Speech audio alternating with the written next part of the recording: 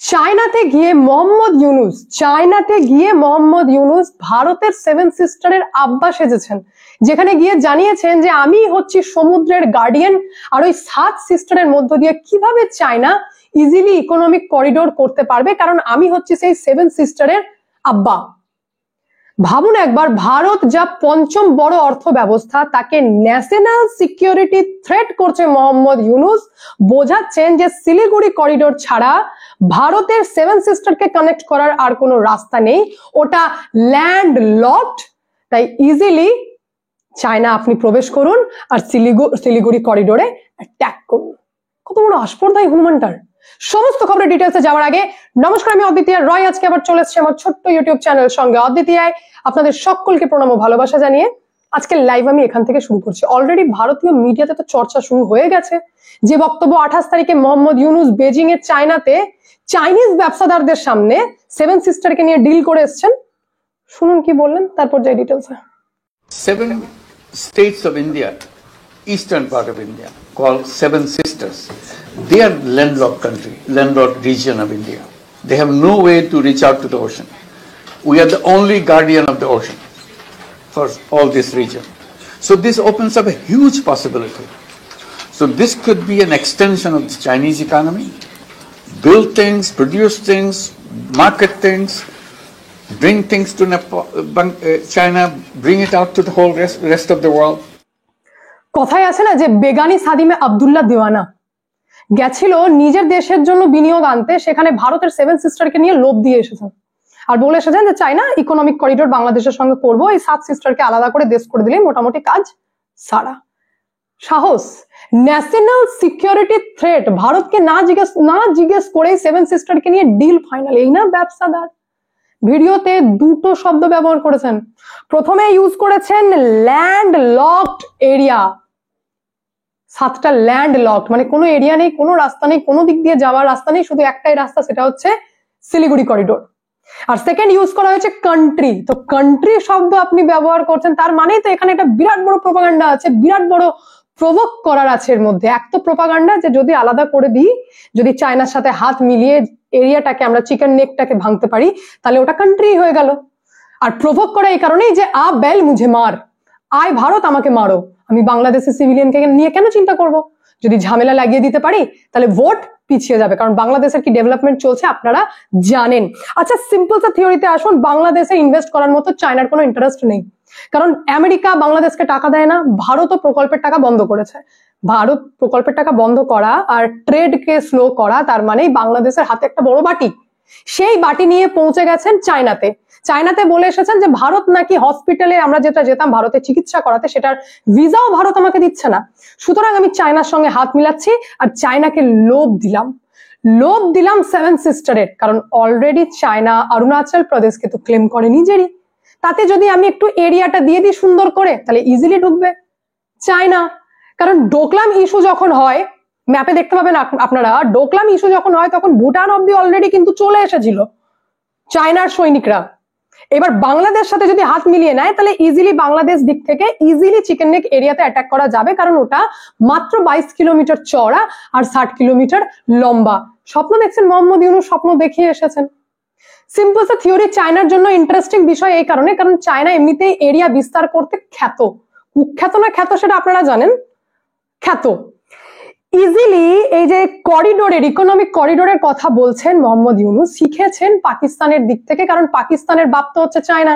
সেখানে পিওক এর ওপর দিয়ে ইকোনমিক করিডোর করেছে চায়না পাকিস্তান ইকোনমিক করিডোর, যেটা পাক অকিউপাইড কাশ্মীরের ভেতর দিয়ে যে রাস্তা যাচ্ছে।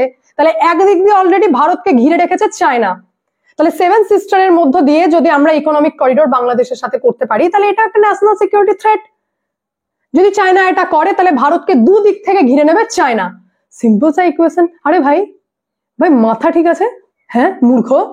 যে দেশ জিডিপির সাথে কম্পেয়ার হয় না, যে দেশ আরাকান আর্মিকে বাপ করে ভয় পায়, যে দেশ এখনো অর্থ ব্যবস্থা ঠিক করতে পারেনি, যে দেশের এই রিসেন্টকার ডেভেলপমেন্ট, চট্টগ্রামে 6 মাসের মধ্যে 52টা পোশাক কারখানা বন্ধ হয়ে গেছে, যে টেক্সটাইল আর ওই মাছের ভরসায় জীবন চলে, মাছ ধরতে জানলে সমুদ্রের মালিক হওয়া যায় না, ব্যবসাদার হলেই টেক্সটাইল চালানো যায় না, সেটা প্রমাণিত। মানে এই অর্থনৈতিক বিদ হলে ব্যবসা চালানো যায় না, এটা প্রমাণিত। সেই দেশ এই কথা বলছে, যে দেশে এখনো আদিমকালের ট্রেন চলে, আদিমকালের প্লেন চলে, যে দেশের সেনারা ফাইটার জেটে নিজেদের দেশের উঠতে চায় না কারণ কোন কালের ফাইটার জেট রয়েছে, যে দেশ এখনো আপগ্রেড ভার্সন টুইটার ইউজ করতে পারে না, ফেসবুক খেলে, সেই দেশ চায়নাকে লোভ দিয়ে এসেছে। কি বিশাল আস্পর্ধা, যেখানে ডিটেলসটা আপনাদের সামনে আমি তুলে ধরলাম যে চায়নার ইন্টারেস্ট অফ জোন কি হতে পারে, আর এই মূর্খ লোভ দিয়ে এসেছে। এইবার আসুন রিয়েল ফ্যাক্টে, যেটাকে গ্রাউন্ড রিয়ালিটি বলছে।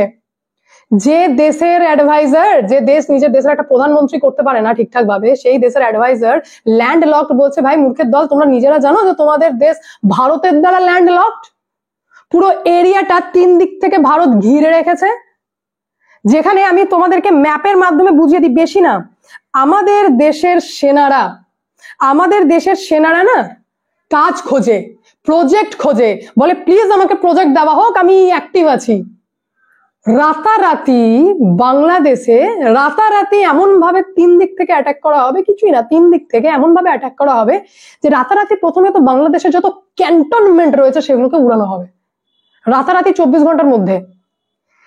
মানে টাইম লাগবে না। এবার সকাল দিন হতে হতে বাংলাদেশের বিভিন্ন এরিয়াতে লিফলেট দেওয়া হবে সিভিলিয়ানদেরকে, বলা হবে যে বাবু তোমরা এরিয়া ফাঁকা করো, কারণ ভারতও দেখে নিয়েছে বাংলাদেশের চিকেন নেক এরিয়া। কোনটা চিকেন নেক এরিয়া? বাংলাদেশের ম্যাপের মধ্যে ভালো করে ফোকাস করুন, যেখানে ম্যাপে আপনারা একটু নিচের দিকে চলে আসুন, যেখানে চট্টগ্রাম, কক্সবাজার, রংপুর রয়েছে না, যেটাকে কক্সবাজারকে নিয়ে তো এমনি ভুগছে বাংলাদেশ, তো সমস্যা নেই, সমস্যা নেই। এই ত্রিপুরা থেকে বে অফ বেঙ্গলের লোক নামাই, চট্টগ্রাম যেটা মাঝখান থেকে যাচ্ছে বে অফ বেঙ্গল, আর এদিকে ত্রিপুরা কেটে দিই, চট্টগ্রাম আমাদের, রংপুর আমাদের, কক্সবাজারের রোহিঙ্গিয়াকে আমরা সামলে নেব। ওপরে চল যান, যেটা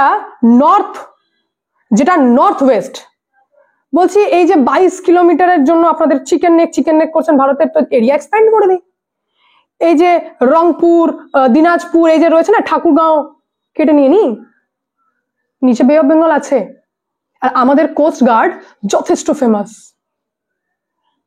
নিজেদের জানা আছে যে আমাদের অকাত কি, যদি ভারত নিজের মধ্যে নেমে আসে তো পারবে সামলাতে?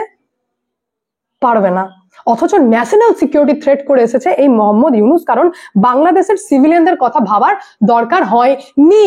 কিন্তু আমার রাগটা আছে ভারত সরকারের উপর চরম। ভাই তীব্র নিন্দা, কত তীব্র নিন্দাতে বাংলাদেশ হাবুডুবু খাচ্ছে। যে বাংলাদেশ 2 দিন আগে বলছে যে Bangladesh had requested India for a meeting between Modi and Yunus. আমি জানি ভারত পাত্তা দেয়নি, ইউনুসের সঙ্গে দেখা করতেও চায়নি, কারণ ইউনুসের সঙ্গে দেখা করলে সে বলবে আমাকে টাকা দাও। কিন্তু এস জয়শঙ্কর এবার বসে যাবেন, রণধীর জয়সওয়াল চলে আসবেন, বলে তীব্র নিন্দা করার টাইম নেই, আর ছেড়ে দিন। কারণ আমি ভাই সিম্পল সা ইকুয়েশন বুঝি যে যখন আমাদের দেশ স্বাধীন হয় তখন কোন এমন মহাপুরুষ, মহান ব্যক্তি ছিলেন, যখন এই 7 সিস্টারকে নিয়ে আপনি ম্যাপ দেখে নিলেন যে মাত্র ওইটুকু শিলিগুড়ি করিডোর দিয়ে 7 সিস্টারকে কানেক্ট করা হচ্ছে, আর কোনো এরিয়া নেই, তো তখন কেন আপত্তি করা হয়নি? কোন মহান পুরুষ ওটা দেখার পরেও এত দূরদর্শিতা যে আপত্তি করেনি? আচ্ছা করেনি, স্বাধীন হয়ে গেল দেশ, তারপর তো 1971 এই বেইমান দেশকে জন্ম দিলাম, তখন এক্সপ্যান্ড কর, তখন বাড়িয়ে নে এরিয়া। কিন্তু না, আমাদের সরকার তখনও ডিফেন্স মুডে। বাড়াবো কেন? তো প্রতিবেশী দেশ আমাদের, ভালো দেশ, প্রেম আলাপ রয়েছে আমাদের মধ্যে, তখনও ভুল শুধরায়নি।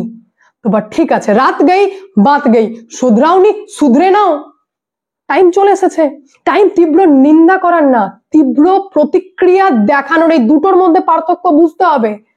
এটা ন্যাশনাল সিকিউরিটি থ্রেট, যেটার এগেনস্টে ভারতের অ্যাকশন নেওয়ার টাইম। আমি জানি ভারতকে বলছে যে প্রভোক করছে, জানি, বাট ভারত সরকার যদি অ্যাকশন না নেওয়ার থাকে তীব্র নিন্দা করবেন না, কারণ এই তীব্র নিন্দা আমরাই যথেষ্ট, ভারতীয়রা যথেষ্ট তীব্র নিন্দা করার জন্য, ওই মোহাম্মদ ইউনুসের মতো হনুমানকে বলার জন্য। অ্যাকশন নেওয়ার হলে কিছু নিন, না হলে ভাই এই ন্যাশনাল সিকিউরিটি থ্রেট এমনি ভারত খেতে থাকে, আবারও খেয়ে হজম করা নিয়ে কথা। যদি হজম করতে পারে, ভারত সরকারের সিট দ্বারা যদি সোজা হয়, তাহলে হজম হবে না। এবার time to take action, Mohammad Yunus বক্তব্য রেখেছে। যাই হোক, এখানে এন্ড করি। আপনাদের মতামত কমেন্টের মাধ্যমে জানাবেন। আমার তো এমনি রক্ত গরম হয়ে গেছে সমস্ত বক্তব্য শুনে, আশা করছি আপনাদেরও মাথাটা অলরেডি গরম হয়ে গেছে। বাকি আপনাদের মতামত কমেন্টের মাধ্যমে জানান। আমি এখানে এন্ড করি, দেখা হচ্ছে নেক্সট ভিডিওতে। ভালো থাকবেন, সুস্থ থাকবেন, সঙ্গে দ্বিতীয় চ্যানেলকে অতি অবশ্যই সাবস্ক্রাইব করবেন, কারণ যা হবে স্পষ্ট হবে।